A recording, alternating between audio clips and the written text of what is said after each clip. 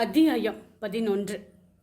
2 வருடங்களுக்கு பிறகு விடாமல் விஷ்ணுவின் ஃபோன் அலற, ஏய் கீர்த்தி, அட்டன் பண்ணடி என கிச்சனுக்குள் இருந்து விஷ்ணு கத்த, அதை எதையுமே கண்டு கொள்ளாமல் கீர்த்தி நன்றாக தூங்கிக் கொண்டிருந்தாள். எருமை எப்படி தூங்குறா பாரு என ஃபோனை அட்டன் செய்து, சொல்லுடா வருண். என்ன மச்சான், நல்ல தூக்கம் போல? ஆமாம், நீ பார்த்த, சும்மா இருடா. காலையிலேயே மனுஷனை டென்ஷன் ஆக்கிக்கிட்டு. என்னடா காலையிலேயே ரொம்ப ஹாப்பியாக இருக்கிற போல? நான் உன்னை டிஸ்டர்ப் பண்ணிட்டேனா மச்சான்? டேய், நல்ல வாயில் வருது, ஓடி போயிடு. சரி சரி சரி, நான் சொல்ல வந்த விஷயத்தை மறந்துட்டேன் பாரு. அப்போது அதை சொல்லி தொலை. என்னோட ஃபர்ஸ்ட் போஸ்டிங் எங்கே தெரியுமா? எங்கே மச்சான்? வருண், நம்ம சிங்கார சென்னை தான் மச்சான். வாவ், சூப்பர்டா. எப்போ வர? இன்னும் 2 நாட்கள். வா வா வா மச்சான். இந்த நியூஸ் ஷேர் பண்ண எனக்கும் உன்னை விட்ட யார்டா இருக்கிறா? அதான் இவ்வளோ இயர்லியாக எழுப்பிட்டேன் உன்னை. விஷ்ணு, ஏய் லூசு, அதெல்லாம் ஒன்றும் இல்லைடா. நான் நைட் ஷிஃப்ட் தான் மச்சான், இப்போதான் வந்தேன். அவள் தூங்குறா, நான் காஃபி போட்டு வந்து அவளை எழுப்பணுமா? இந்த கொடுமையை எங்கே போய் சொல்கிறது? இவ்வளோ போய் எனக்கு கல்யாணம் பண்ணி வச்சு எனக்கு ஆயுள் தண்டனை வாங்கி கொடுத்துட்டேங்களடா. வருண், டேய், உன்கிட்ட கல்யாணத்தன்னைக்கு என்னடா சொன்னேன்? நைட் ஷிஃப்ட் வேணாம்னு சொல்லுன்னு சொன்னேன்ல. நான் அங்கே வந்து உன்னை கவனிச்சுக்கிறேன்டா எருமை. ஒழுங்கா கீர்த்திக்கு காஃபி போட்டு கொடு என கத்தி விட்டு ஃபோனை வைத்தான். விஷ்ணு, சரிதான், இவன் அதுக்கு மேலே நம்ம சொல்ல வந்ததே கொஞ்சமாவது காதில் வாங்குறானா பாரு. அவனை பேசிட்டு அவனை திட்டிட்டு வைக்கிறான் பாரு.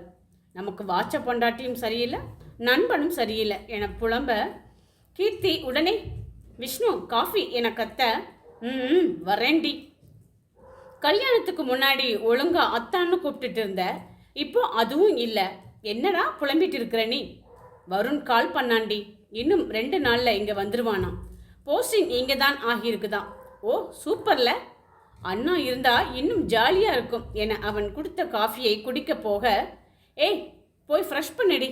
ஏன் விஷ்ணு? என்ன ஏன்னா?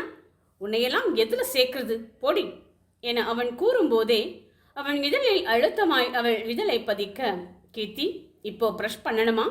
வேணாம் பேபி என அவள் செயலை அவன் தனவாக்கி கொள்ள, கீர்த்தி போதும் விடுடா, காஃபி குடிக்கணும். விஷ்ணு சும்மா இருந்தவனை டெம்ப் பண்ணிட்டு, என்னடி இது என அவளை அணைக்க போக, விஷ்ணு சும்மா இரு. ஏய் கத்தாதடி, ஏற்கனவே எதிர்பிளாட்ட ஆண்டி என்னை ஒரு மாதிரி முறைக்குது.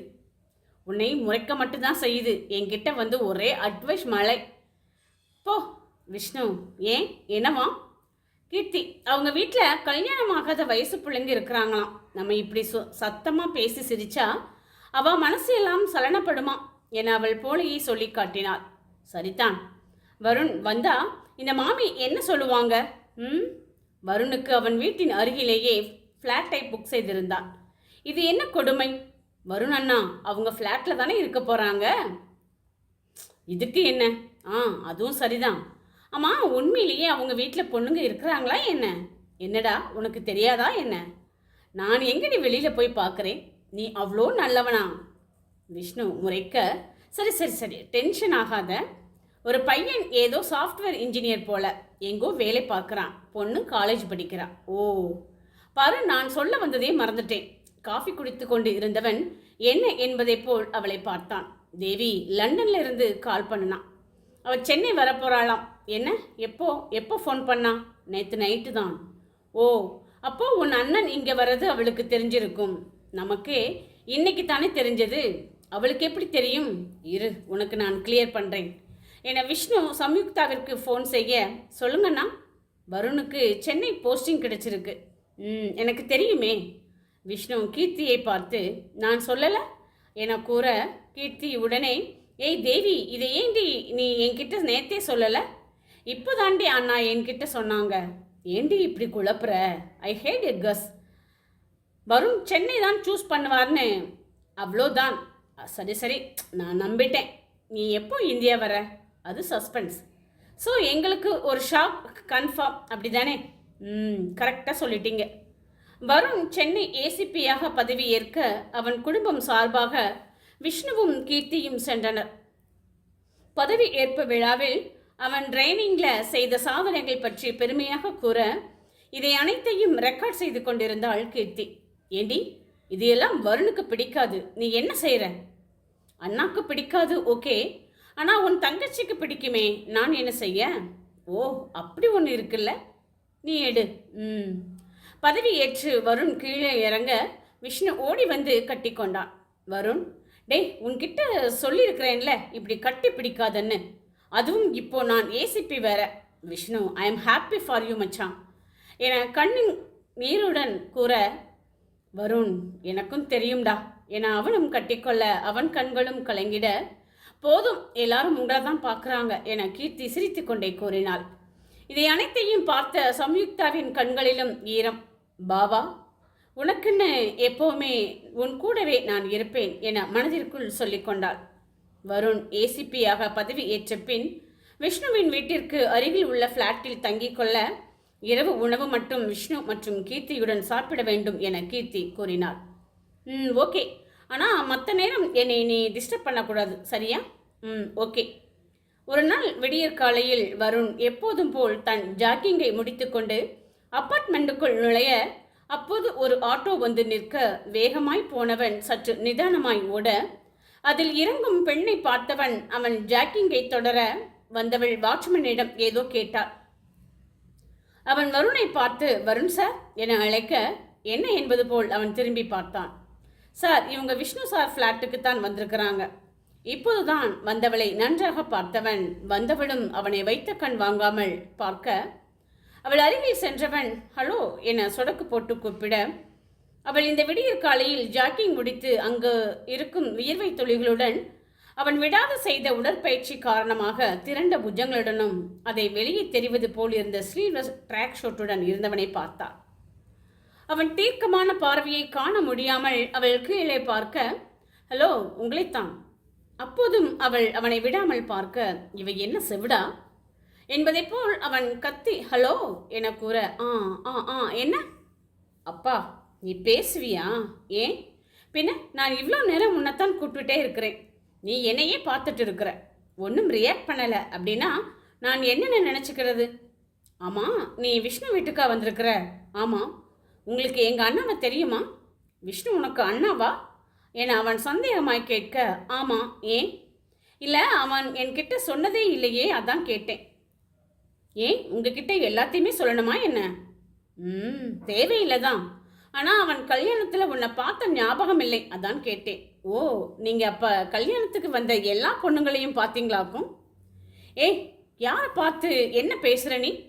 ஏன், இது என்ன வம்பா போச்சு? நீங்கள் தானே இப்போ சொன்னீங்க நான் உன்னை பார்க்கலன்னு, அதான் கேட்டேன் என அவள் உதட்டை சுளிக்க, வருணுக்கு ஏதோ ஒன்று இடம் மாறுவது போல் தோன்றியது. அவன் பார்வையை வேறு புறம் திருப்பி, ஆமாம், உன் பேர் என்ன என்ன கேட்க, சம்யுக்தா என்றாள். அத்தியாயம் 12. வருண் அவள் பெயரை கேட்டதும் சம்யுக்தா என்றாள். ஓ, எந்த ஊரு?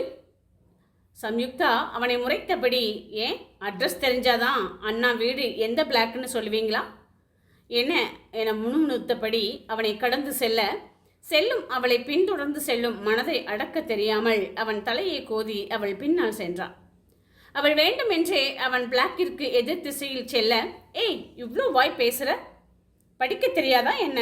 இந்த பிளாக் என வீட்டிற்கு செல்லும் வழியை காண்பிக்க, சம்யுக்தா, பாவா, எனக்கு தெரியும், நான் கரெக்டாக போனால் நீ எப்படி என்கிட்ட பேசுவ, அதான் இனிமேல் இந்த மாதிரி ட்ராக் ஷூட் போடுறத நிறுத்த சொல்லணும். இப்படியா ஆம்சை காட்டிக்கிட்டு திரிகிறது என்று அவனை மனதிற்குள் வறுத்து எடுத்து கொண்டிருந்தாள். வருண், என்னாச்சு? நான் பேசின உடனே நீ ப்ரீஸ் ஆகிடுற. என்ன கேட்டீங்க? வருண் முறைத்து கொண்டே, படிச்சிருக்கியான்னு கேட்டேன். ஹலோ சார், நான் MBA கோல்டு மெடல், தெரியுமா? இங்கே நான் வேலை தேடி தான் வந்திருக்கிறேன். வருண், ஓ, அப்புறம் ஏன் அங்கிட்டு போனேன் என எதிர் திசை கையை காட்ட, சும்மா அந்த சைட் கொஞ்சம் அழகாக இருக்குது, அதான் என இவள் முழிக்க, இவள் என்ன லூசா என்பதை போல் வருண் பார்த்தான். பின்ன அங்குள்ள வீடுகள் அனைத்தும் ஒன்று போல் இருக்க இவள் கூறிய பதிலில் அவன் உதடுகளில் புன்னகை விரிய, சம்யுக்தா அவன் சிரிக்கும்போது விழும் கண்ணு குழியை கண் எடுக்காமல் பார்த்தாள். என்ன பார்க்குற? ஓ, ஒன்றும் இல்லை, கொஞ்சம் தள்ளுங்க, நான் போகணும் என அவள் படியில் ஏறினாள். வருண், லூசா நீ, அதான் லிஃப்ட் இருக்குதுல்ல. இல்லை வேணாம். ஏன்? இல்லை லிஃப்ட்னா எனக்கு கொஞ்சம் பயம், அதான். வருண் சிரித்து கொண்டே, அப்போ வீரமெல்லாம் பேச்சில் மட்டும்தானா? என் அவன் ஒற்றை புருவத்தை தூக்கி சிரித்து கொண்டே கேட்க சம்யுக்தா மனதில், பாவா இப்படியெல்லாம் பண்ணாத, அப்புறம் என்னையும் அறியாமல் உன்னை ஏதாச்சும் செஞ்சிட போறேன் என மைண்ட் வாய்ஸில் பேச வெளியில் மட்டும் முகத்தை கோபமாய் வைத்தாள். கூட்டமாயிருந்தா போவேன்தான். வருண், ஓ நீ லிஃப்ட்ல வரணும்னா உன் பின்னாடி ஒரு கூட்டம் வரணும் போல. பரவாயில்ல, அதான் உனக்கு துணைக்கு நான் இருக்கிறேன்ல, வா போகலாம். அப்போ சரி வாங்க என் அவள் உள்ளே நுழைய அவன் வெளியில் நின்று கொண்டான். ஏன் வரல? தோணல, நீ மட்டும் போ என அவன் கதவை மூட போக, வேணாம் ப்ளீஸ் உள்ள வாங்க என அவள் கண்கள் கலங்க கூற, அதில் எதை கண்டேனோ வருண் தன் கால்களை 2 கதவிற்கும் நடுவில் வைத்து நிறுத்தி லிஃப்டின் உள்ளே வந்தான். சம்யுக்தா அவனை முறைத்து கொண்டே திரும்பிக் கொண்டாள். லிஃப்ட் அவர்கள் ஃப்ளோர் வந்ததும் குலுங்கி நிற்க அவன் மீதே விழுந்து எழப்போனவளை, இதுக்கு முன்னாடி நீ லிஃப்ட்ல போனதே இல்லையா என வருண் அவளை முறைத்து பார்த்தான். சம்யுக்தாவும் அவனை முறைத்து கொண்டே வெளியில் வந்தாள். வருண், இதுதான் உங்க அண்ணன் வீடு என விஷ்ணு ஃப்ளாட்டை காட்டிக்கொண்டே அவன் வீட்டினுள் நுழைந்தான். சிறிது நேரம் கழித்து வெளியில் வந்தவன் பேச்சு குரல் கேட்டு திரும்ப அங்கே அவள் எதிர் வீட்டு மாமையுடன் பேசுவது கேட்டது. என்னம்மா இங்க நிக்கிற? சம்யுக்தா, இது எங்க அண்ணன் வீடு, அதான். ஓ, அப்போ காலிங் பெல்லை அழுத்த வேண்டியது தானே? இல்லை, நான் தான் சீக்கிரம் வந்துட்டேன், அவங்க தூங்கட்டும், நான் வெயிட் பண்ணுறேன். ஆமாம், அதுக்கு அடிக்கிற கூத்துக்கு சீக்கிரம் எழுந்துட்டாலும் உங்கள் அண்ணி அவள் இருக்கிறா பாரு, அவள் இன்னும் மோசம் என அவர்களை பற்றி குறை சொல்ல ஆரம்பித்தாள். அனைத்திற்கும் எந்த பிரதிபலிப்பும் சம்யுக்தாவிடம் இல்லாமல் போக, எனக்கு என்ன வந்தது என்று அவள் உள்ளே சென்று விட்டாள். அப்போதுதான் சம்யுக்தா மூச்சை இழுத்து விட்டு, சரியான எஃப்எம்மா இருப்பாங்க போல, ஸ்டார்ட் பண்ணனா எண்டு கார்டு போடாமல் பேசிக்கிட்டே இருக்கிறாங்கப்பா. அதே நேரம் நைட் ஷிஃப்ட் முடித்து எதிர் வீட்டு மாமியின் மகன் குரு வந்தான். அவன் லிஃப்டில் இருந்து இறங்கியது முதல் சம்யுக்தாவை பார்த்து கொண்டே வர, அருகில் வந்ததும், ச்சே என்ன பொண்ணுடா இவா, இப்படி ஒரு அழகான ஒரு பொண்ணு நம்ம வீட்டுக்கிட்ட என்ன பண்ணுறா என எண்ணிக்கொண்டே ஹாய் என அவளை பார்த்து கூறினான். சம்யுக்தா உடனே, யார் இந்த லூசு நம்ம கிட்ட வந்து பேசுது, இப்போ என்ன பண்ணலாம் என எண்ணிக்கொண்டே சற்று திரும்ப வருண் வீட்டின் வாசலில் நிழல் ஆடுவது தெரிய, ஓ பாவா நீ இங்கே தான் இருக்கிறியா, இப்போ பாரு உன்னை எப்படி வெளியில் வர வைக்கிறேன்னு என திரும்பி குருவிடம் ஹாய் என கூற, குரு அவளிடம், என்ன இங்கே நிற்கிறீங்க, யாரை பார்க்கணும்? இது என்னோட அண்ணா வீடு என விஷ்ணு வீட்டை காட்ட, நான் கொஞ்சம் ஏர்லியராக வந்துட்டேன், அதான் வெயிட் பண்ணுறேன். ஓ, அப்போது எங்கள் வீட்டுக்கு வாங்க, கொஞ்ச நேரம் கழித்து உங்கள் அண்ணாவை எழுப்பலாம் என குரு கூறினான். என்ன பதில் சொல்வது என்று முழிக்க, அதற்குள் வருண் தாள மாட்டாமல் சம்யுக்தா என சத்தமாக அழைத்து கொண்டே வெளியில் வந்தான். வருணை பார்த்ததும் குரு என்ன செய்வது என்று யோசிக்கும் முன்னர் வருண் அவளுடன் அவன் வீட்டில் நுழைந்து விட்டான். சம்யுக்தாவிற்கு அந்த விடியலை மிகவும் வண்ணமயமாக தோன்றியது. பின்ன முதலாக அவள் பெயரை சொல்லி வருண் அழைத்ததும் அவள் இவ்வுலகில் இல்லை.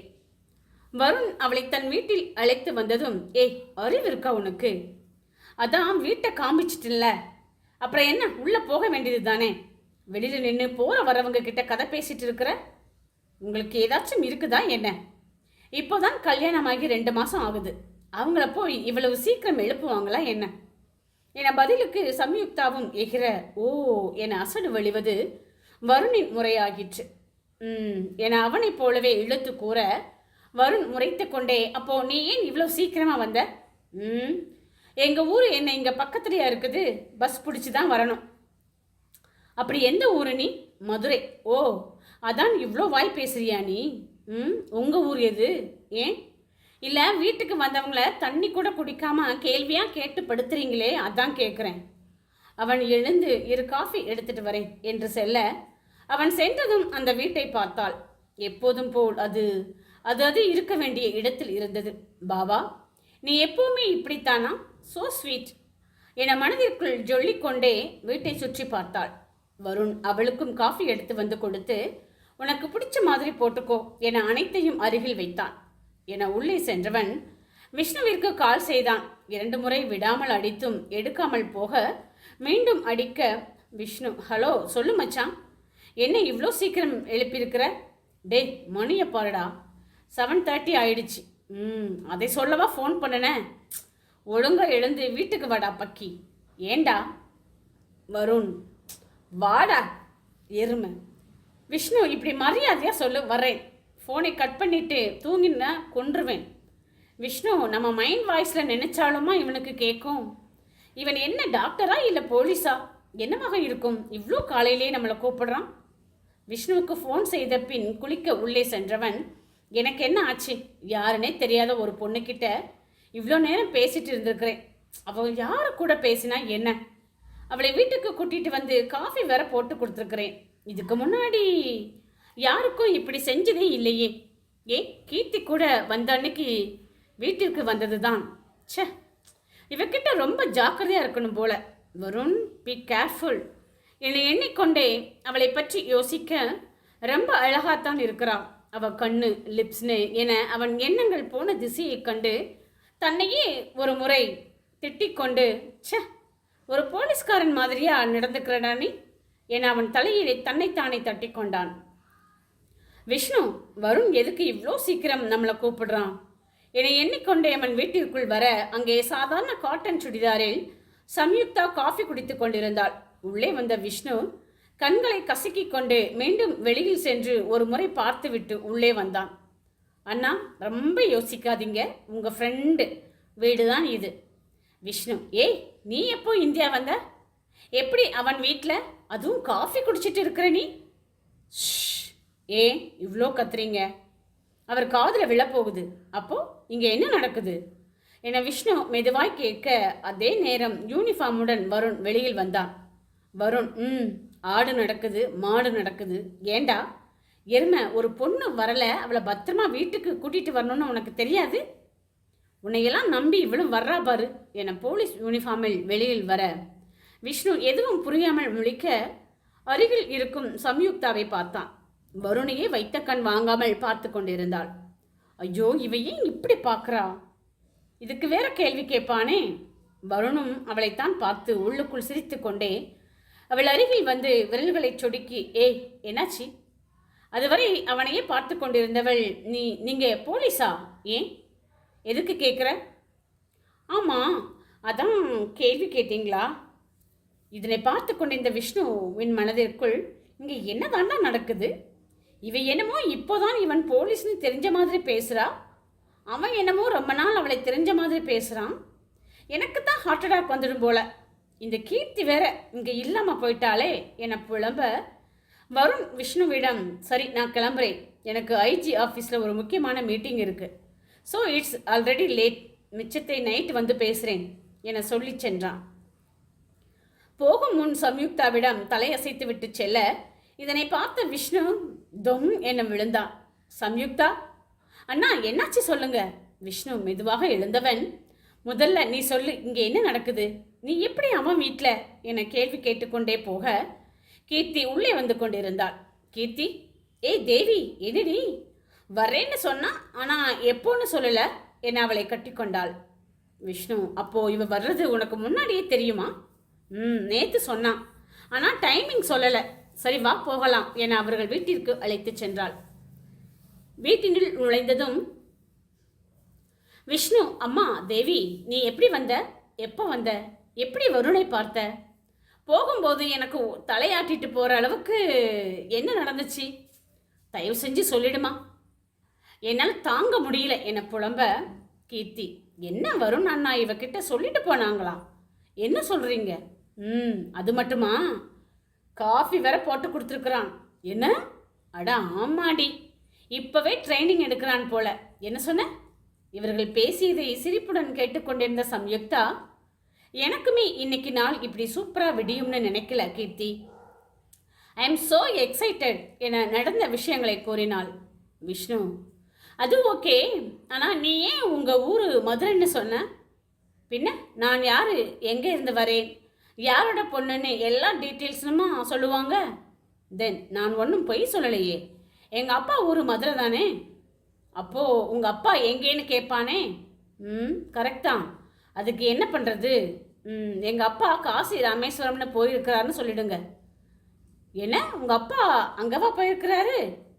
அவர் பிஸ்னஸ் டூர் போயிருக்கிறார். விஷ்ணு பேந்த பேந்த விழிக்க, அண்ணா இதுக்கு மேலே உங்கள் ஃப்ரெண்டு எதுவும் கேட்க மாட்டார், கவலைப்படாதீங்க. நீ விஷ்ணுவை விடு. தேவி என்ன சாப்பிட்ற நீ? சம்யுக்தா, ஏய் முதல்ல நீங்கள் 2 பேரும் தேவின்னு கூப்பிடாதீங்க, சம்யுக்தான்னு சொல்லுங்க, புரியுதா? என விஷ்ணுவும் கீர்த்தியும் தலையை ஆட்டிக்கொண்டனர். தென் எனக்கு எதுவுமே வேணாம், என் ஆள் போட்டு கொடுத்த காஃபி போதும், நான் போய் கொஞ்சம் ரெஸ்ட் எடுக்கிறேன் என ரூம் நோக்கி செல்ல, விஷ்ணு, கீர்த்தி இது ஓவர் ஸ்பீடாக இருக்குல்ல, எனக்கு ரொம்ப பயமாக இருக்குடி.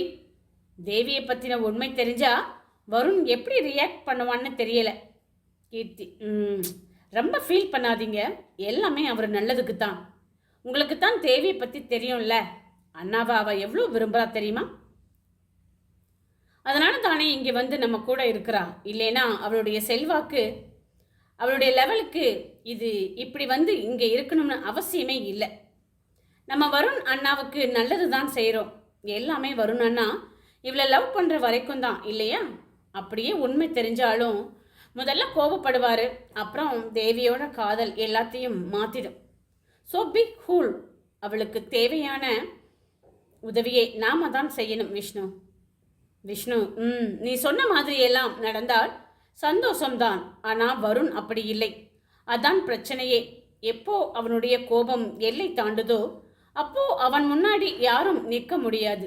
கீர்த்தி, let's pray for the best. அத்தியாயம் 13.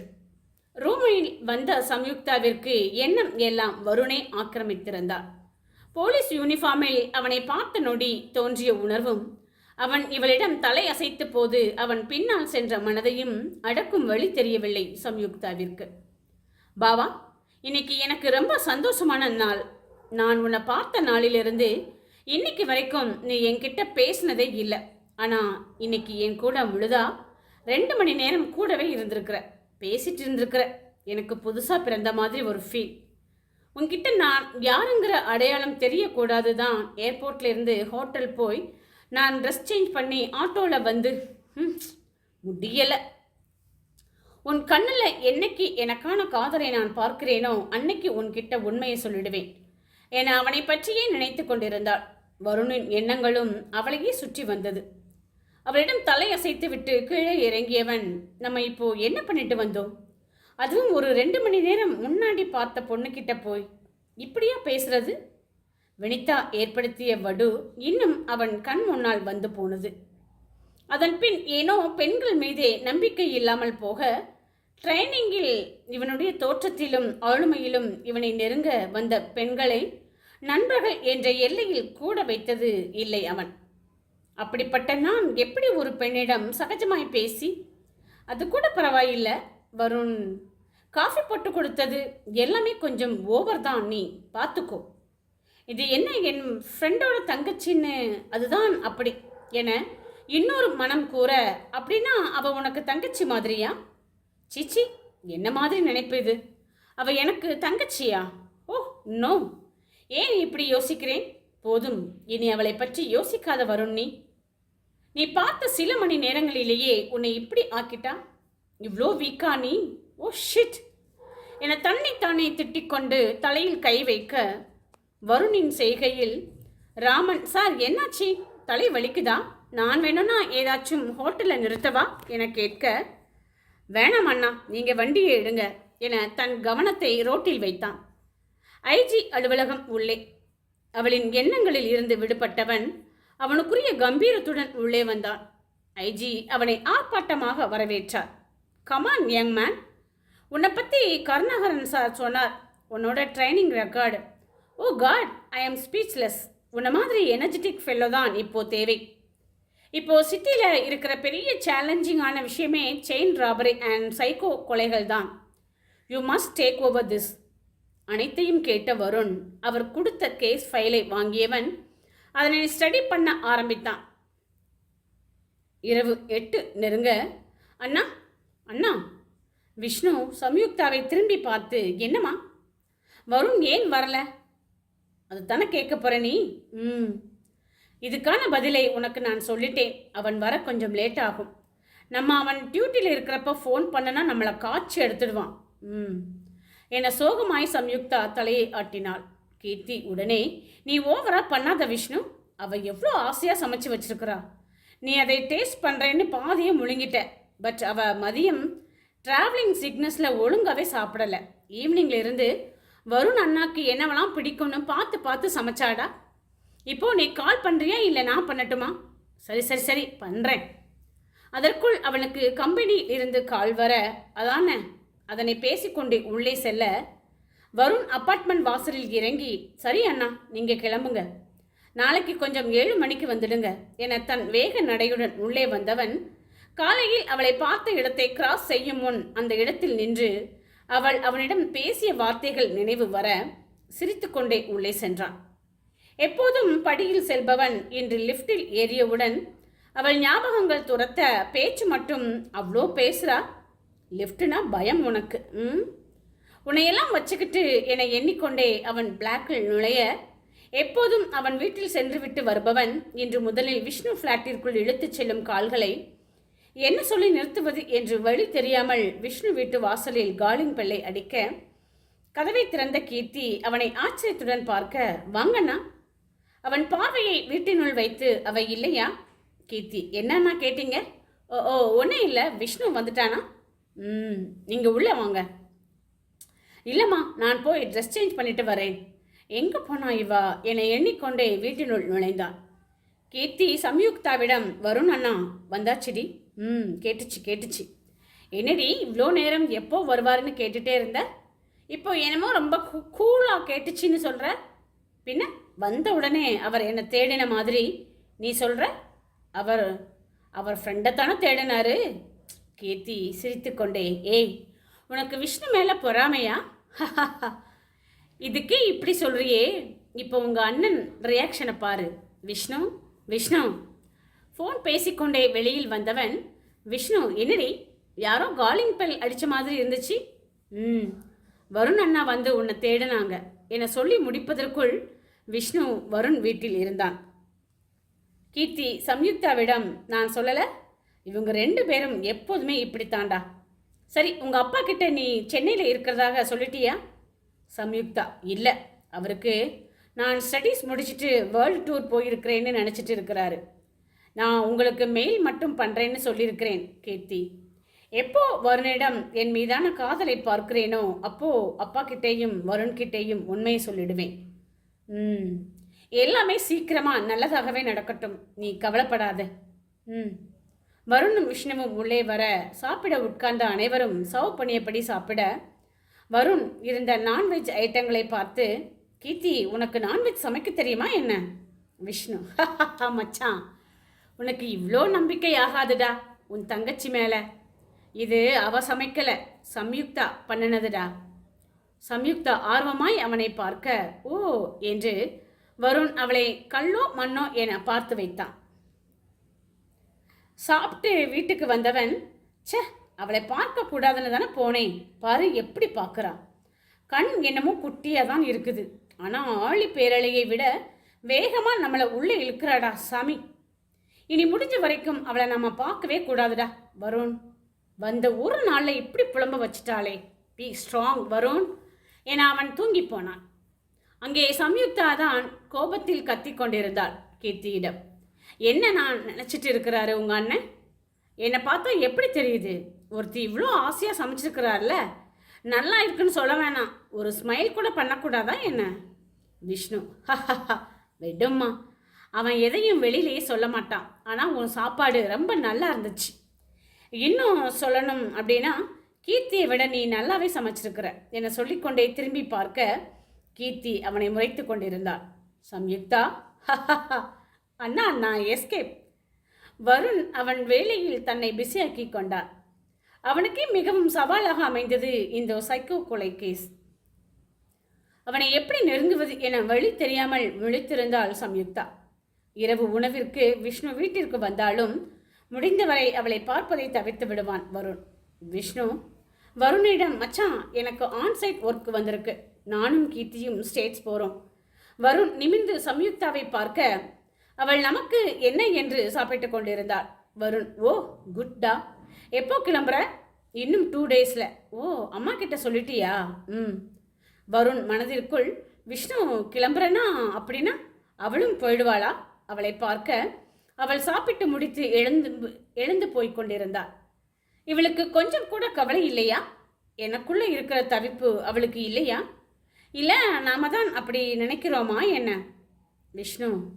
வருண், என்னாச்சுடா சைலண்ட் ஆகிட்ட? ஓ ஓ ஒன்றும் இல்லை, சொல்லு. விஷ்ணு, நான் கிளம்புறேன். சம்யுக்தா இங்கே தான் இருப்பா, நீ அவளை பார்த்துக்கோ. வருண், நீ விஷ்ணு, நீ என்ன சொன்ன?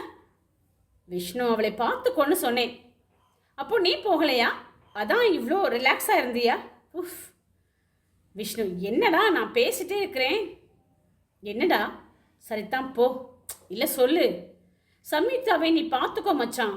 அவங்க அப்பா என்ன நம்பி தான் விட்டுட்டு போயிருக்கிறார். அவளுக்கு நான் தான் இப்போ கார்டியன். இப்போ நான் உன்னை நம்பி தான் அவளை விட்டுட்டு போகிறேன். சரிடா. ஏர்போர்ட்டினுள் விஷ்ணு சம்யுக்தாவிடம், உனக்கு அவனை பற்றி நல்லா தெரியும், நான் சொல்லணும்னு உனக்கு அவசியம் இல்லை. இருந்தாலும் நீ அவனை பார்த்துக்கோமா. சீக்கிரம் அவனுக்கு கோபம் வந்துடும். வந்தால் யார் என்னன்னு கூட பார்க்க மாட்டான். அந்த மாதிரி நேரத்தில் நீ கொஞ்சம் பொறுமையாக இருந்துக்கோமா. என்னடா சொல்லிட்டு இருக்கிற? யார் பொறுமையாக இருக்கணும்? என்னை வருண் சொல்லிக்கொண்டே வர, ஒன்றும் இல்லை, நீ என்ன ட்ரெஸ் சேஞ்ச் பண்ணிட்டு வந்திருக்கிற, வீட்டுக்கு போயிட்டு வர. ஏன் எத்தனை மணிக்கு ஃப்ளைட்? இன்னும் ஒரு 1/2 ஹவரில். மச்சான் சொல்லுடா. சம்யுக்தாவை பார்த்துக்கோடா. சரி கிளம்பு, லேட் ஆகுது பாரு. விஷ்ணுவும் கீர்த்தியும் செல்ல, சரி கிளம்புறேன் என வருண் கிளம்பினான். சம்யுக்தா, இவர் என்னதான் நினச்சிட்டு இருக்கிறாரு?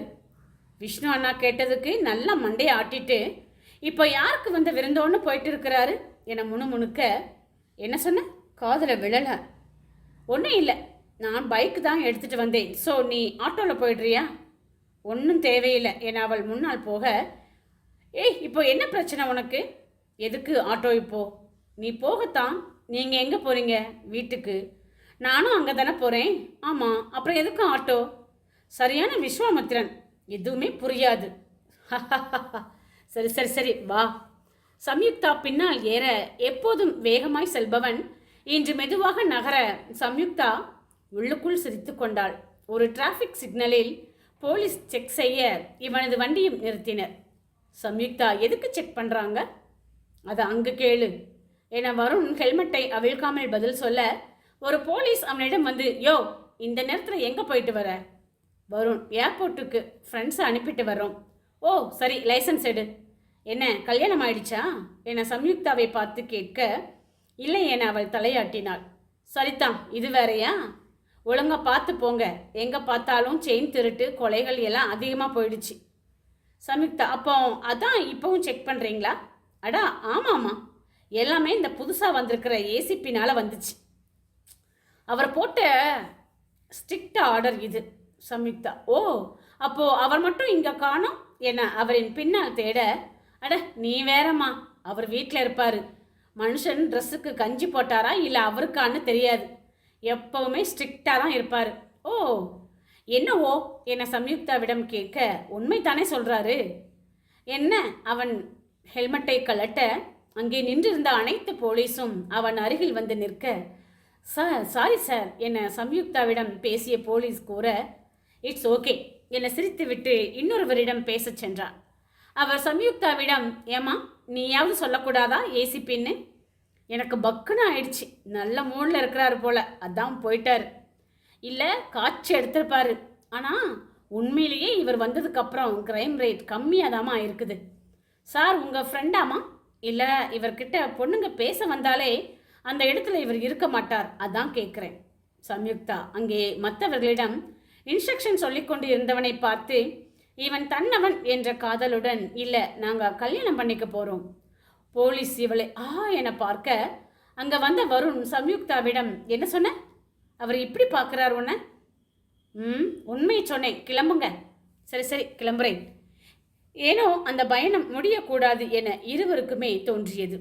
அப்பார்ட்மெண்ட் வாசலில் யுகி யுகி என வருண் எழுப்ப, அப்போதும் அவன் முதுகில் வாகாய் படுத்தவள், இன்னும் இறுக்கி அவன் வயிற்றை கட்டிக்கொள்ள, பைக்கில் வர்றப்பவே இவ்வளோ தூக்கம்னா காரில் வந்தா இவா சுத்தம்.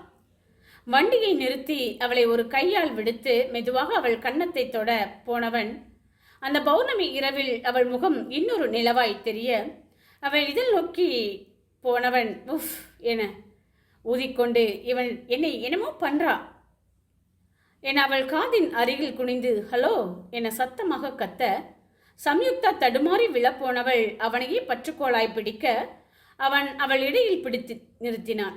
ஏன் இப்படி கத்துறீங்க? ஏன் கத்துறீங்களாவா? கொஞ்சம் திரும்பி பாரு, உன்னையும் வண்டியையும் நான் பேலன்ஸ் பண்ணிட்டு நிற்கிறேன். நீ ஏதோ பெட்டில் தூங்கி எழுந்த மாதிரி எதுக்கு கத்துறன்னு அசால்ட்டாக கேட்குற? சரி சரி சரி என் அவள் வேகமாக உள்ளே போக, இரவு என்பதால் சற்று இருட்டாய் இருக்க, ஏய் நில்லு, தனியாக போகாத என அவள் பின்னால் ஓடி வந்தாள். ஏன் இப்போ அந்த போலீஸ் சொன்னது எதுவும் காதில் விழுகலையா? ஸோ ஏசிபி பக்கத்தில் இருக்கிறப்ப வந்து கொண்டுடுவானா என்ன? உன்னை எப்போவுமே பதிலுக்கு பதில் வாய் பேசணுமா? அப்பவும் விஷ்ணு வீட்டினுள் அவள் செல்லும் போது தனியாக இருந்தப்ப தானே என கேட்க, இல்லைனா கூடவா வரப்போறீங்க என சம்யுக்தா வாயினுள் முணுமுணுக்க, ஏதாச்சும் நீ சொன்னியா இப்போ? ஒன்றுமே இல்லை ஏசிபி, நீங்கள் போய் தூங்கலாம். அந்த போலீஸ் சொன்ன மாதிரி நீங்கள் கஞ்சியை ட்ரெஸ்ஸுக்கு மட்டும் போடுங்க, சரியா? ஏதாச்சும் சொன்னியா? ஒன்றுமே இல்லைப்பா. அப்போ சரி, டேக் கேர். அண்ட் இனி எனக்கு ஃபுட் எல்லாம் நானே பார்த்துக்கிறேன், நீ ஸ்ட்ரெயின் பண்ணிக்காத. எல்லாம் எங்களுக்கு தெரியும். வீட்டிற்கு வந்து படுத்தவன் அவள் இடையை பிடித்து இருந்த கையை பார்த்தான். உன்னை என்ன பஞ்சாலையாக செஞ்சிருக்குது. நான் கையை வச்சதும் அவ்வளோ சாஃப்டாக இருக்கிற நீ. யாரையும் ஏன் வினிதா, என் பின்னால் 2 வருஷமாக சுற்றியும் தோன்றாத உணர்வு உன்னை பார்த்த உடனே தோணுது.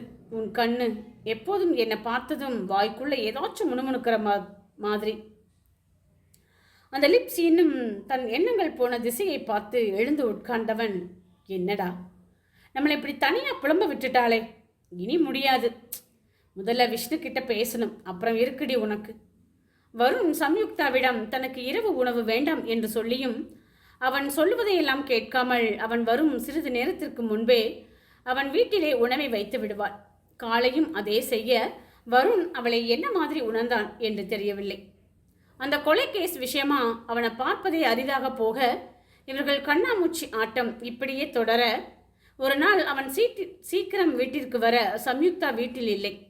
எங்கேயாச்சும் போகிருப்பா என எண்ணிக்கொண்டே உள்ளே சென்றாள். நேரமாகியும் அவள் வராமல் போக வருண் மனது அவளுக்கு எதுவும் ஆகியிருக்குமோ என உச்சபட்ச டெசிபலில் துடித்து கொண்டிருந்தது. வருண் என்ன இவ்வளோ நேரம் ஆகியும் வீட்டிற்கு வரல என அவளை தேடி அலைந்தவன் எங்கேயும் காணாமல் போக, ச்சே எவ்வளோ முட்டாளாக இருந்திருக்கிறேன். அவள் ஃபோன் நம்பர் கூட தன்னிடம் இல்லை என்பதை அறிந்து இதில் நீ எல்லாம் ஒரு ஏசிபி என்று தன்னையே திட்டிக் கொண்டவன் காதில் அவள் சிரிப்பு சத்தம் கேட்க சந்தோஷமாய் திரும்பியவன் கண்கள் கோபத்தில் சிவந்தன. அத்தியாயம் 14. வருண் எங்கும் தேடி அலைந்து களைத்து போய் வீடு திரும்பினான். எங்கே போயிருப்பாய்வா? ச்சே, ஃபோன் நம்பர் வாங்காத தன் மடத்தனத்தை நொந்து கொண்டவன் அவன் தாய் தந்தை இறந்த பின் அவனது மனது இந்தளவிற்கு பயந்து துடித்தது இப்பொழுதுதான். இகி வந்துடுடி என தன்னை மறந்து புலம்பி தான் மறந்த தன் குலசாமியெல்லாம் துணைக்கு அழைத்து அவன் ஒரு ஏசிபி என்பதையே மறந்து போய் அப்பார்ட்மெண்ட் கார்டனில் ஓய்ந்து போய் அமர்ந்தான். அவன் மனது இனி அடுத்து என்ன பண்ணலாம் என தீவிரமாய் யோசித்தது.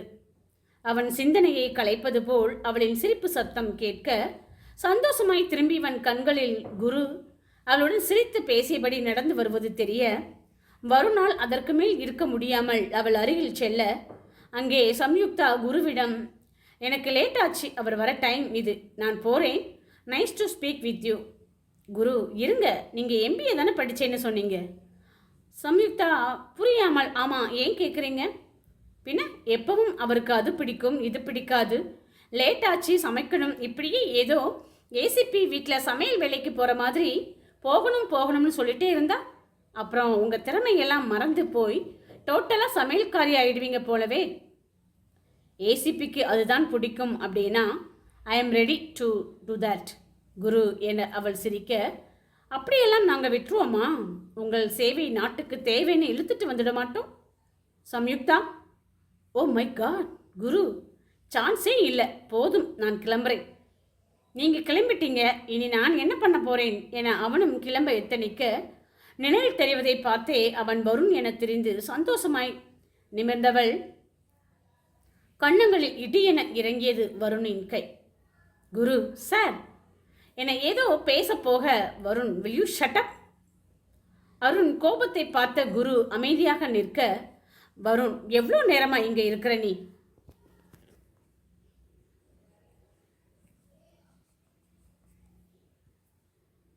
ஒரு மணி நேரமா? வருண் யூ ஷிட், உன்னை நான் 2 மணி நேரமா நாய் மாதிரி தேடி அலைஞ்சிட்டு இருக்கிறேன் தெரியுமா? சிட்டி இப்போ எந்த நிலைமையில இருக்குன்னு தெரியுமா உனக்கு? அதெல்லாம் தெரியாது. இப்படி இந்த நேரத்தில் இங்கே சுற்றிட்டு இருக்கிற அது அது வந்து நீ இப்போ எதுவும் சொல்ல வேணாம், வீட்டுக்கு போ. சம்யுக்தா வருண் என அவனை அழைக்க, என்ன என்பது போல் திரும்பி பார்க்க, என்னை தேடுனீங்களா? இவள் என்ன லூசா? நான் எவ்வளோ சீரியஸாக சொல்லிட்டு இருக்கிறேன், இவ என்னமோ தேடுனீங்களான்னு ரொம்ப ஈஸியாக கேட்குறா என உள்ளுக்குள் நினைத்து கொண்டு வெளியில் முறைத்து வைத்தான். வேகமாக சென்று தன் வீட்டை டொம் என்று சாத்த பின்னால் சென்ற சம்யுக்தா அப்படியே நின்றாள்.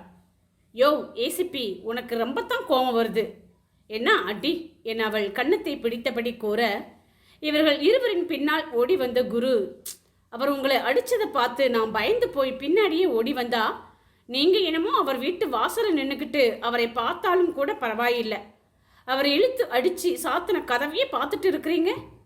இல்லை, என்னை காணுமே தேடுனேன்னு சொன்னார்ல, அதில் ப்ரீஸ் ஆயிட்டேன் என சிறு பிள்ளை போல் தன் கன்னத்தில் கை வைத்து கூறும் சம்யுக்தாவை பார்த்த குரு, சற்று நேரத்திற்கு முன் அவளின் பின்புலனும் தகுதியும் பற்றி தெரிந்த பின், என்ன மாதிரி பெண் இவள், என்ன மாதிரியான காதல் அவளோடது, அவள் மீது இன்னும் மரியாதை தான் கூடியது. சம்யுக்தா கன்னத்தில் உள்ள தன் கையை எடுக்க, அவள் பால் வண்ண நிறத்தில் சிவப்பு கோடுகளாய் அவன் விரல் தடங்கள். குரு பதறி போய், என்னங்க உங்க கன்னத்தில் என அவன் கூறி முடிக்க, அப்போது கதவை திறந்து கொண்டு வெளியே வந்த வருணும் அவளை பார்க்க, அவள் கன்னத்தில் அவன் விரல் தடங்களை பார்த்தவன் ஒரு நிமிடம் நின்று அவளை பார்க்க, அவள் கண்களில் எதை கண்டானோ வேகமாய் சென்று விட்டான். சம்யுக்தா அவன் செல்வதை சிரித்து கொண்டே பார்க்க, குரு லூசா நீங்க, ஏன் இப்படி பண்றீங்க என அவன் சொல்ல வருவதை கூட கேட்காமல் கதவை சாத்த போனவள் திரும்பி குருவிடம் தேங்க்ஸ் எலாட் என சிரித்தபடி கதவை சாத்தினாள். குரு, இங்கே என்னதாண்டா நடந்துச்சு? அந்த ஆளு என்னமோ சொல்ல வரதை எதுவுமே கேட்காம அடிச்சாரு, இவங்க என்னமோ ஆஸ்கார் அவார்டு வாங்கின ஃபீல்டில் இருக்கிறாங்க, காதலிச்சா இப்படித்தான் லூசா சுத்தணுமோ என புலம்பியபடி வீட்டினுள் சென்றான். வீட்டினுள் வந்த சம்யுக்தா, ஏசிபி உன் கண்ணில் இன்னைக்கு என்ன ஒரு reaction? Wow, I am speechless. ஒரு வழியாக உன் கண்ணில் எனக்கான ஃபீலை நான் பார்த்துட்டேன். என்னை காணோம்னு நீ தேடுனேன்னு நீ சொன்னப்ப உன் கண்ணில் இருந்த எனக்கான தேடலையும் பார்த்தேன். இப்போது நான் காயம் பட்டிருக்கேன் தெரிஞ்சதும் உன் கண்ணில் தெரிஞ்ச தவிப்பையும் பார்த்தேன். ஐ லவ் யூ பாவா என மாலை நடந்ததை நினைத்து பார்த்தாள். எப்போதும் போல் இரவு சமையலுக்கான வேலையை முடித்தவள், ஓகே இனி வந்ததும் சுட சுட சப்பாத்தி போட்டுக்கலாம் என அப்பார்ட்மெண்ட் கீழே இறங்கியவள் அங்கே விளையாடும் குழந்தைகளை பார்த்தபடி அமர்ந்தாள். அவளுக்கு இது மிகவும் பிடித்தமான ஒன்று. அவள் பிறந்ததிலிருந்து இந்த மாதிரி ஒரு சூழ்நிலையில் இருந்ததே இல்லை. அந்த அப்பார்ட்மெண்ட்டை அனைத்தையும் சேர்த்தது போல் இருக்கும் அவள் வீடு. எப்பொழுதும் செக்யூரிட்டிகள், வேலையாட்கள், அவள் கேட்கும் முன்பே கிடைக்கும் அனைத்தும். எப்போதும் ஏதோ ஒரு மையான அமைதி போல் இருக்கும். அவள் படிக்கும் போதும் அவளுக்கு என்று வீடு வாங்கி ஆட்கள் வைத்திருந்தார் விநாயகம். இந்த மாதிரி நடுத்தர சூழ்நிலை, அவனுக்கான சமையல், அவனுக்கான தன்னுடைய காத்திருப்பு கூட அவளுக்கு பிடித்தது. அவள் குழந்தைகளை ரசித்தபடி இருக்க, அவள் அருகில் அமர நிமிர்ந்து பார்த்தவள் குருவை பார்த்ததும் சிநேகமாய் ஒரு சிரிப்பை மட்டும் சிரித்து வைத்து சிறிது நேரத்தில் எழப்போனவளை, சம்யுக்தா உங்ககிட்ட பேசணும், ப்ளீஸ் உட்காருங்க. இந்த லூசு நம்மக்கிட்ட என்ன பேச போகுது என்று அமைதியாக இருக்க, நீங்கள் என்னென்ன சீக்கிரம் சொன்னீங்கன்னா நல்லா இருக்கும் என்றாள் சம்யுக்தா. குரு, நான் உங்களை இங்கே பார்த்த நாளிலிருந்தே லவ் பண்ண ஆரம்பிச்சிட்டேன். நிச்சயமாய் உங்களை நான் சந்தோஷமாக வச்சுப்பேன். தென் விஷ்ணு சார் கிட்ட கூட நான் பேசுகிறேன். அவர் தானே உங்கள் கார்டியன். என்னை பற்றி அவருக்கும் தெரியும். சம்யுக்தா அவனை நிமிர்ந்து பார்க்க, எங்கள் அம்மா பற்றி தானே யோசிக்கிறீங்க. அவங்க அப்படி பேசுவாங்களே தவிர ரொம்ப நல்லவங்க. என்னை அவன் அடுக்கி கொண்டே போக, ப்ளீஸ் குரு ஸ்டாப் இட். என்னை பற்றி உங்களுக்கு என்ன தெரியும்? என்கிட்ட நீங்கள் இப்படி பேசுறது இதுவே கடைசியாக இருக்கட்டும். You got it. என்னை கோபமாக பேசி எழப்போக குரு அப்படியே நிற்க, அவனின் மனதில் இவ ஏதோ மதுரையில் படித்த பொண்ணு, அவங்க அப்பா கூட எங்கேயோ போயிட்டாருன்னு தானே சொன்னாங்க. இவ எதுக்கு இப்படி கத்துறா? நாமளும் அழகாத்தானே இருக்கிறோம். என்னை எண்ணிக்கொண்டே, ப்ளீஸ் கொஞ்சம் நில்லுங்க, என்கிட்ட என்ன குறைன்னு சொல்லிட்டு போங்க. சம்யுக்தா திரும்பி, யூ நீட் எ ரீசன்? ஓ, தென் ஐ ஆம் இன் லவ் வித் வருண். யாரு? ஏசிபியா? ஆமாம். அவருமா? இல்லை. அப்புறம் என்னங்க, நான் அவரை விட எல்லாத்துலேயும் பெட்டர் தான். எதில்? அவர் சேலரி, கலர், லுக், கேரக்டர், ஃபேமிலின்னு. சம்யுக்தா சிரிக்க, என்ன சொன்னீங்க? கலர், சேலரி, இப்படி இதெல்லாம் பார்த்து தான் காதல் வருமா? ஆமாம். உங்களுக்கு இப்படின்னு யார் சொன்னது? அவளுக்கு வருணை முதலில் தன் வீட்டில் அவனை பார்த்த ஞாபகம் வந்து போனது. அதையும் தாண்டி ஒரு ஃபீல், இவனால் மட்டும் தன்னை உயிர்ப்புடன் வச்சிருக்க முடியும்னு தோணும். அப்படி ஒரு ஃபீல் வருணை தவிர யார் மீதும் எனக்கு வரலை, இனியும் வராது. அவள் பேசுவதை என கேட்க, உங்களுக்கு இங்கே வந்த கொஞ்ச நாளிலேயே ஏசிபியை பற்றி இவ்வளோ தூரம் புரிஞ்சிக்க முடியுமா என்ன? சம்யுக்தா, இல்லை, இங்கே நான் வந்ததே அவரை லவ் பண்ணத்தான். என்னை சிரித்தபடி கூற, என்ன? எனக்கு அவரை டெல்லியில் இருந்தே தெரியும். குரு குழப்பமாய் அவளை பார்த்து, நீங்கள் மதுரையில் படிச்சீங்கன்னு சொன்னீங்க, உங்கள் நேட்டிவ் மதுரைன்னு சொன்னாங்க. அது எங்கள் அப்பா நேட்டிவ், பட் நான் இது வரைக்கும் அங்கே போனதே இல்லை என அவளை பற்றி கூற, கடைசியில் அவள் தந்தை யார் என்பதையும் கூற, குரு உடனே எழுந்து நின்றவன், சாரி மேடம். சம்யுக்தா, ப்ளீஸ் உட்காருங்க. ஏன் இப்படி? நான் இப்பவும் விஷ்ணுவோட தங்கச்சி தான் என சிரிக்க, அதற்கு பின் தான் வருண் வந்து அடித்தது. இதை அனைத்தையும் நினைத்து பார்த்தவள் கடைசியாக குரு பார்த்த பார்வையை நினைத்து, பாவா, உன்னால அவன் என்னை லூசுன்னு கன்ஃபார்ம் பண்ணியிருப்பா. வீட்டை விட்டு வெளியில் வந்த வருண் அவளின் எண்ணங்களில் இருந்து வெளிப்படவே வெளியில் வந்தவன், தான் எப்படி ஒரு பெண்ணை அடித்தோம், எந்த உரிமையில் என யோசிக்க அவன் இதயம் சொன்ன பதிலில் சுகமாய் அதிர்ந்தான். இனி முடியாது, விஷ்ணுவுக்கு கால் பண்ணி பேசிடுவோம் என தன் ஃபோனை எடுக்க, அதே நேரத்தில் அவன் ஃபோனும் அடித்தது. எடுத்தவன் ஃபோனில், சார், நீங்கள் கெஸ் பண்ணினது கரெக்ட் தான் சார். நாங்கள் ஆல்மோஸ்ட் ரீச் பண்ணிட்டோம் சார் ஸ்பாட்டுக்கு. எஸ், நானும் இப்போ வந்துடுவேன் என ஃபோனை கட் செய்து போட்டவன், உன்னால் நான் என்னையே மறந்துட்டேன்டி, உன்னை வந்து பேசிக்கிறேன் என அவன் அங்கிருந்து கிளம்பினான். அதன் பின் வந்த 2 நாட்களிலும் அவன் வீட்டிற்கு கூட செல்லாமல் அந்த கொலைக்காரனை தேட அவன் உடைகளை மட்டும் ராமனை விட்டு எடுத்து வர சொன்னான். அந்த சைக்கோ கொலைக்காரனுக்காக அவன் செய்த வியூகம் சரியாக அமைய வருண் வைத்த பொறியில் அவனும் சிக்கினான்.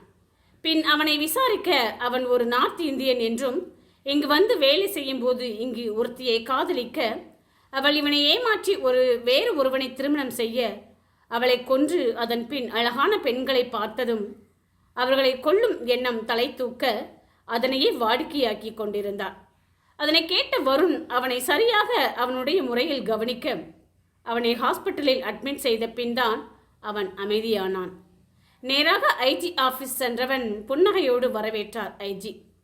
Finally you got him, but உன்னோட ட்ரீட்மெண்ட்டில் அவன் பொழைப்பானா இல்லை மாட்டானான்னு தெரியல Varun. Try to control yourself young man. உன்னோட அதிரடி நடவடிக்கை எல்லா நேரத்திலையும் கை கொடுக்காது. Think before you did.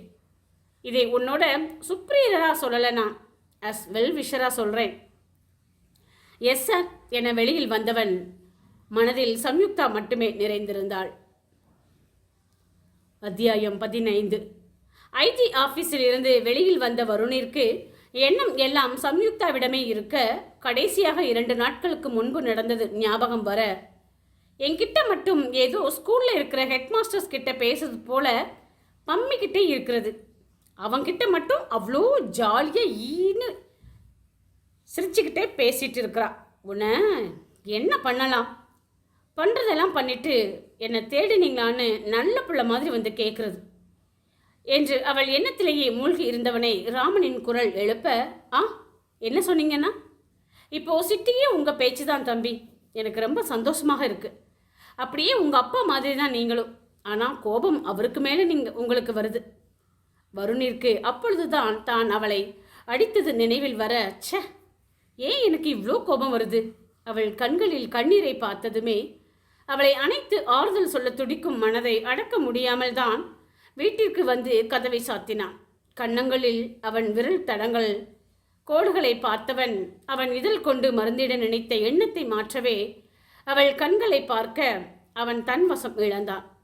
அவளிடம் இருந்து தப்பிக்கவே வெளியில் வந்ததை நினைத்து இப்பொழுது சிரிக்க, சென்னை சிட்டியே என்னை ஏதோ பெரிய இவன்னு புகழ்றாங்க. நான் உன் கண்ணை பார்த்து முழுசாக ஒரு வார்த்தை கூட பேச முடியாதுன்னு எனக்கு மட்டும்தான் தெரியும். பார்த்து பேசிட்டா அதுக்கப்புறம் I can't control my self. அதுவும் என்னை பார்த்ததும் முணுமுணுக்கிற பாரு அந்த லிப்ஸ்.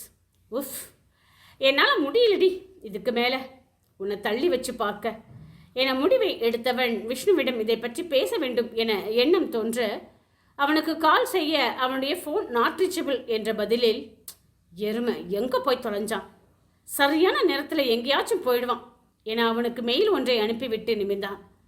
ராமன் அப்போதும் ஏதோ பேசிக்கொண்டே வர, அண்ணா என்ன சொன்னீங்க இப்போ என கேட்க, இல்லை தம்பி, உங்களுக்கு இவ்வளோ கோபம் வருது, உங்கள் அம்மா மாதிரி ஒரு நல்ல பொண்ணாக பார்த்து கல்யாணம் பண்ணிக்கோங்கன்னு சொல்லிட்டு வந்தேன். சரி அண்ணா, நாளைக்கு பண்ணிக்கிறேன்.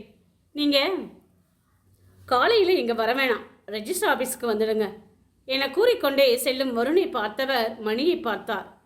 நேரம் இரவு 12 நெருங்க, என்ன இப்போ இப்படி சொல்லிட்டு போகிறாரு என குழம்பிக்கொண்டே வீட்டிற்கு சென்றார். வீட்டிற்கு அருகில் வர ஏனோ அவளை பார்க்க துடிக்கும் மனதை என்ன சொல்லி நிறுத்துவது என வழி தெரியவில்லை அவனுக்கு. மணி வேற 12 ஆகுது, இப்போ போய் எழுப்பி என்ன கேட்குறது? கண்ட்ரோல் வரும், என்னாச்சுடா உனக்கு? ஏன் அவளை பற்றி நினச்சாலே இப்படி தடுமாறுற நீ? தாறுமாறாக துடிக்குது உன்னோட ஹார்ட் பீட். இது என்ன மாதிரி ஒரு ஃபீல்?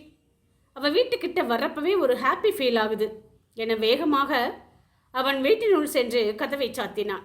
சம்யுக்தாவிற்கு காலடி ஓசையிலேயே அவன்தான் என நினைத்து கதவை திறக்கும் சமயம் அவன் கதவை மூட, இது மட்டும் உனக்கு நல்லா தெரியும் பாவா, இப்போ என்ன சொல்லி போய் அவனை பார்க்க என வேகமாக சென்று அவனுக்கு பிடிக்கும் என தோசையும் சட்னியும் செய்து அவன் வீட்டின் காலிங் பெல்லை அழுத்த குளித்துவிட்டு அப்போதுதான் வெளியில் வந்தவன், ச்சே, இவன் நினப்பில் சாப்பிடக்கூட இல்லை, பசிக்குது வேற, ஃப்ரிட்ஜில் என்ன இருக்குதுன்னு பார்ப்போம் என அதை ஓப்பன் பண்ணும் சமயம் சரியாக அவன் காலிங் பெல்லும் அடிக்க, இந்த நேரத்தில் யாராக இருக்கும் என எண்ணிக்கொண்டே கதவை ஓப்பன் செய்ய அங்கே தோசையுடன் நின்று அவளை பார்த்தவன், இது கனவா இல்லை நினைவா என யோசிக்க சம்யுக்தாவின் நிலைதான் இன்னும் மோசமாக போனது.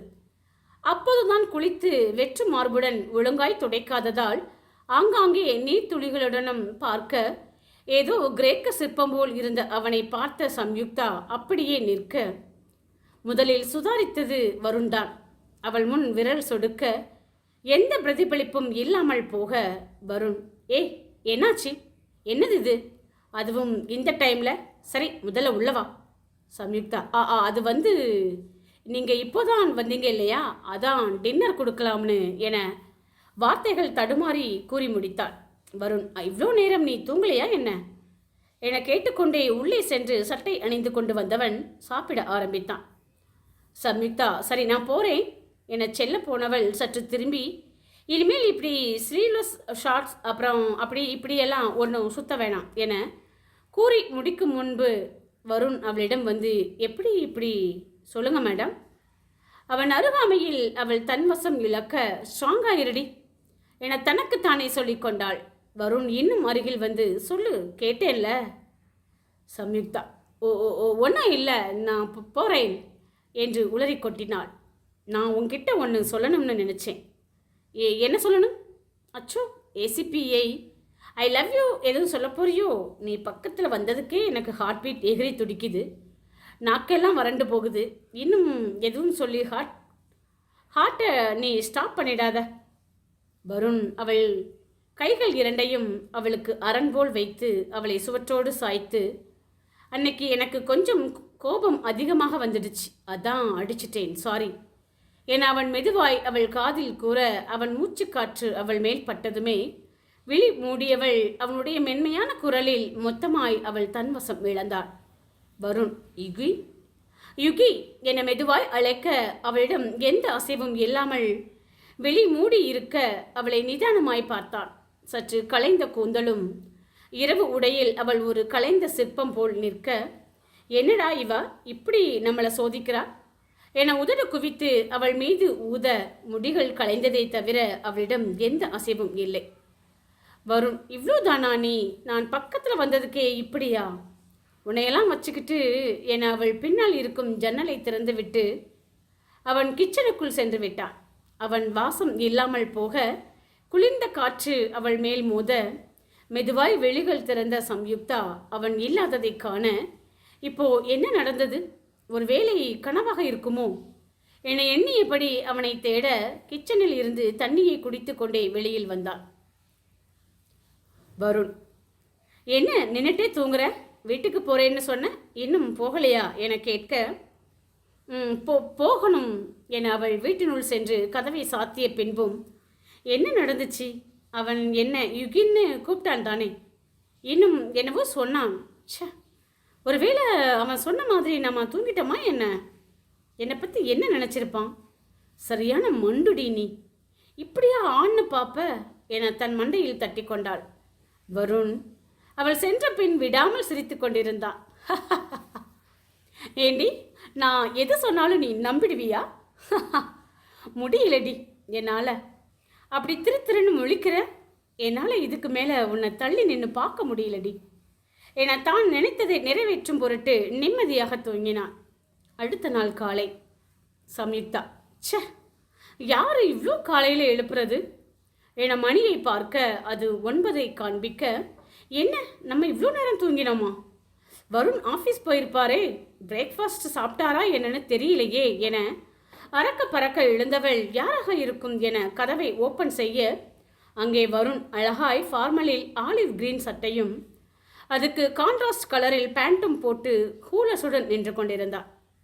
அவனை வெளி மூடாமல் அவள் பார்க்க, அந்த வழியில் சென்று குருவின் தங்கை பார்வையும் இவன் மேல் பட, அதுவரை அவளையே பார்த்தவன் அவளின் விழிகளில் தெரிந்த ஆர்வத்தை பார்த்து சிரித்தவன்.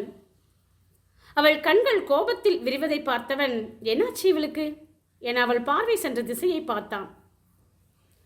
அங்கே குருவின் தங்கை நிற்பதை பார்த்தவன், போதும் அவளை எரிச்சிடாத என அவளை தாண்டி உள்ளே வந்தவன், சரி, ஐ ஹாவ் நோ டைம், கொஞ்சம் சீக்கிரம் கிளம்பு, நான் ஃபார்மாலிட்டிஸ் முடிஞ்சதும் ஆஃபீஸ் போகணும் என கூற, சம்யுக்தா புரியாமல் விழித்து, எங்கே போகணும்?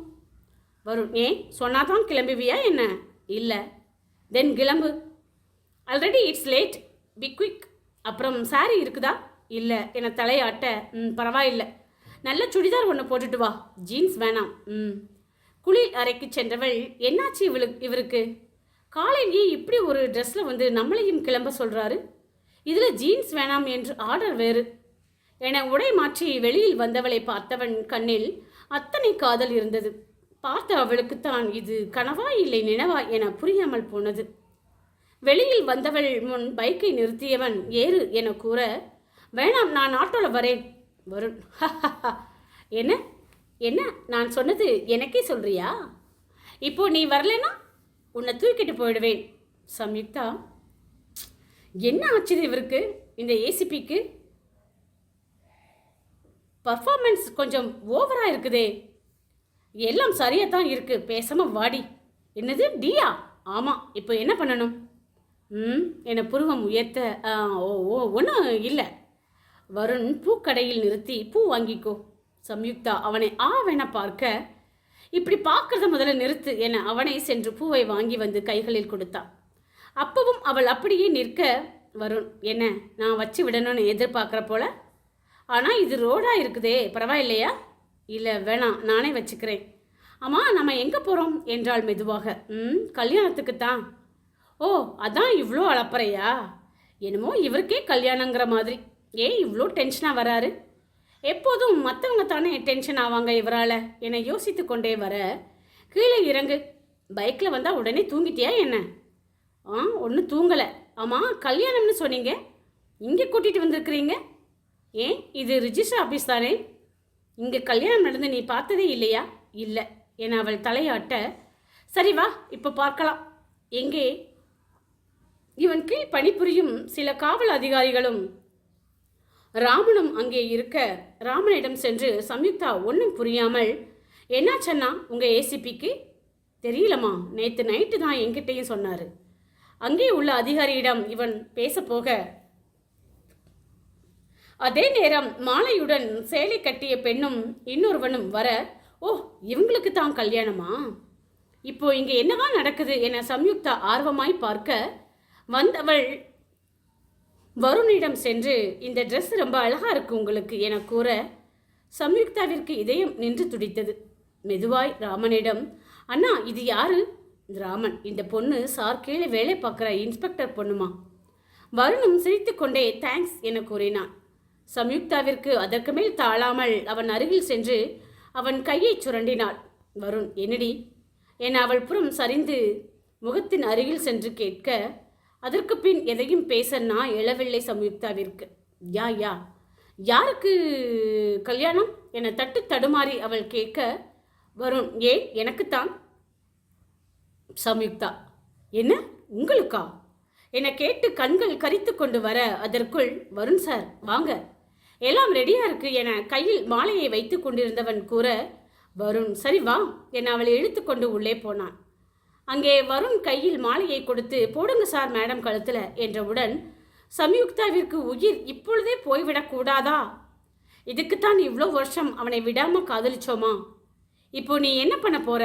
சாட்சி கையெழுத்து போட போறியா என்ன என அவள் மனது ஒரு புறம் சிரிக்க, இன்னொரு புறம் வருண் அப்படி எதுவும் செய்து விட மாட்டான், அதுவும் விஷ்ணு அவன் அருகில் இல்லாத போது என அவளுக்கு சாதகமாய் சொல்ல, அதே சமயம் அவள் கழுத்தில் மாலையை போட்டு குறும்பாக சிரித்தான் வருண்.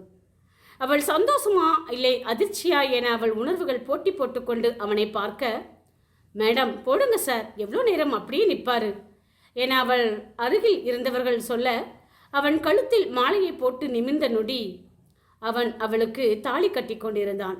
சம்யுக்தா கண்களை மூடி அந்த நிமிடத்தை உணர்ந்தவள் மெதுவாய் அவள் காதின் அருகில் வந்து, கன்கிராட்ஸ் மிஸ்டர் வருண் கிருஷ்ணன் என கூற, சம்யுக்தா இது எப்போதும் போல் தனது கனவாக மட்டும் இருக்கக்கூடாது என மேலும் கண்களை இறுக மூடினாள். வருண், ஏய் இது கனவு இல்லடி, கொஞ்சம் கண்ணத்தர என கூற அங்கே கண்ணடித்து சிரித்தபடி வருண் நின்று கொண்டிருந்தான். அங்கே இருந்த அனைவருக்கும் அவன் யார் என்று தெரிய மகிழ்ச்சியாய் வந்து வாழ்த்து கூறினர். அனைத்தையும் புன்னகையுடன் ஏற்ற வருண் அவள் புறம் திரும்பி, எதையும் யோசிக்காத விஷ்ணு கிட்ட நான் பேசுகிறேன். அவள் அருகில் வந்த அவன் கீழ் பணிபுரியும் பெண் காவலர், மேடம் நீங்கள் ரொம்ப லக்கி, சார் மாதிரி ஒரு ஜம்மா பர்சன் நான் இந்த டிபார்ட்மெண்ட்டில் பார்த்ததே இல்லை. எந்த பொண்ணுக்கிட்டேயும் அவர் நின்று கூட பேசியதில்லை. சம்யுக்தாவின் மனதில் அவர் என்கிட்ட பேசினதே இல்லை, இதில் எங்கே மற்றவங்க கிட்ட பேச. அந்த காவலர் உங்களுக்கு தெரியுமா? சார் தான் இப்போ டாக் ஆஃப் தி டவுன். ஏய் உங்களுக்கு தெரியாதா என அந்த சைக்கோ கொலைகாரனை பற்றி கூற, சம்யுக்தா உடனே, ஓ அதான் என்னை காணோம்னு அவ்வளோ டென்ஷனா பாவா என அவனையே பார்க்க, வருண் அவளையே பார்த்து கொண்டு அருகில் வந்தவன், என்னாச்சு கிளம்பலாமா? லேட்டாச்சு. மற்றவர்களை பார்த்து, ஓகே எல்லோரும் மீட்டிங் கரெக்டாக வந்துடுங்க என கூறினான். சார், எஸ் உங்களுக்கு இப்போதான் கல்யாணம் ஆச்சு என இழுக்க, ஸோ வாட், உடனே நீங்கள் வர வேணாம், நாங்கள் ஐடி கிட்ட சொல்லிடுறோம் என கூற, ஷட்டப் ஆல், நீங்கள் எல்லோரும் போங்க, நான் அவளை வீட்டில் விட்டுட்டு வரேன் என தன் வண்டியை எடுக்க போனான். சம்யுக்தா அவர்கள் அனைவரையும் பார்த்து, சாரி அவர் எப்பவுமே அப்படித்தான், தேங்க்ஸ் ஃபார் கம்மிங் என கையெடுத்து கும்பிட அனைவரும் அவளை பார்த்து, மேடம் சாரை பற்றி அப்படி தெரிஞ்சும் நாங்கள் அப்படி சொல்லியிருக்க கூடாது தான், ஆனால் நீங்கள் அவரை நல்லாவே புரிஞ்சு வச்சுருக்கிறீங்க, ஹாப்பி மேரிட் லைஃப் மேடம் என கூறி செல்ல, ராமன் மட்டும், தம்பி ரொம்ப நல்லவர்மா, கோபம் மட்டும்தான் கொஞ்சம் அதிகமாக வரும் என்று கூற, என்ன அண்ணா சொல்கிறீங்க மிஸ்ஸஸ் வருண் என கேட்டுக்கொண்டே வருண் வர, ராமன் ஒன்றும் இல்லை தம்பி, சரி அண்ணா நீங்கள் ஒரு ½ அன் அவர் கழிச்சு அப்பார்ட்மெண்ட் வந்துடுங்க என்று கூறி அவர் சென்றதும், இவர் எனக்கு அப்பா மாதிரி யுகி, ஸோ நீ அவருக்குரிய மரியாதையை நீ கொடுக்கணும். சம்யுக்தாவிற்கு அவன் சொன்ன எதுவும் நினைவில் இல்லை. அவன் யுகி என அழைத்தது மட்டுமே நினைவில் நிற்க, என்னாச்சடி அடிக்கடி நின்றுக்கிட்டே தூங்குற?